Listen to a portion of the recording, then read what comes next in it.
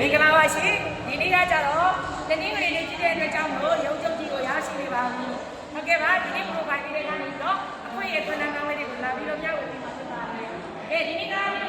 ဖြစ်တဲ့အတွက်ကြောင့်လို့ကျမတို့ရဲ့လူမျိုးစီဝါရေးကိုကျမရေးပဲပြီးစီဝါရေးပဲပြီးလာလေးလာတဲ့ဒီနေ့ကဘယ်တဲ့မျိုးတွေကိုအရင်ဆုံးအခန့်ကျွေးမွေးနေတာဖြစ်ပါတယ်ပြီးလို့ရှိရင်ကျမတို့ဒါကကြတော့ရုံချုပ်ကြီးကိုလာလေးလာတဲ့အခါကျတော့ရှိရင်ကျမတို့ရဲ့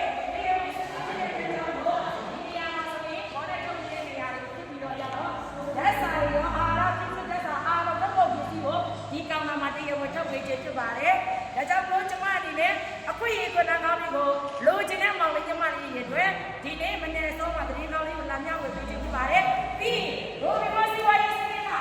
တကယ်မှစစ်ချရတာမှန်ကန်လားဟုတ်လားပတ်စံတကယ်တွေ့လားပြောနေတဲ့သူတွေအတွက်ဂျင်းနေတဲ့ဘက်တွေမဟုတ်ဘူး။ဒီမှာတရားဝင် logo ရှိပြီးသားဘယ်နေရာမှာလဲဆိုရင်ထိုင်းနိုင်ငံမာချိုင်ဝက်ပေါ်ချက်မှာရှိပါတယ်။ပြီးကျမတို့ရဲ့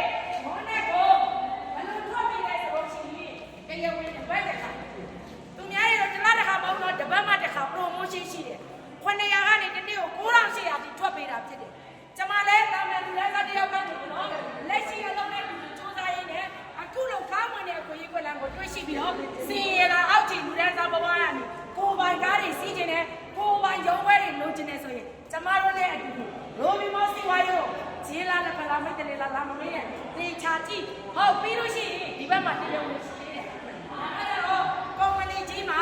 ခုလေလာတာ6နှစ်ဝန်းကျင်အတွင်းမှာအခုဆိုရင်9နှစ်လုံးလုံးကိုတရားဝင်စူးရစိတ်တွေကိုတရားဝင်ရရှိထားခြင်းဖြစ်ပါတယ်ရှင်။ဒါကြောင့်လို့ညီကိုမမမိတ်ဆက်တကယ်ချင်းတို့လုံးဝမကြောက်ပါနဲ့။ဂျင်းတွေလက်ဖက်တွေမိတ်တယ်တွေလုံးဝမပါဘူး။ကျမရဲ့ profile ကိုကြည့်နေတဲ့ညီကိုမမတွေဘယ်နိုင်ငံဘယ်ဒေသကမဆိုဝင်ရောက်လေးလာလို့ရပါတယ်။ညီကိုမမရဲ့နာမည်လေးတွေကိုဟောဒီလိုမျိုးလေးပါခြင်းလဲဆိုရင်အမြဲဆုံး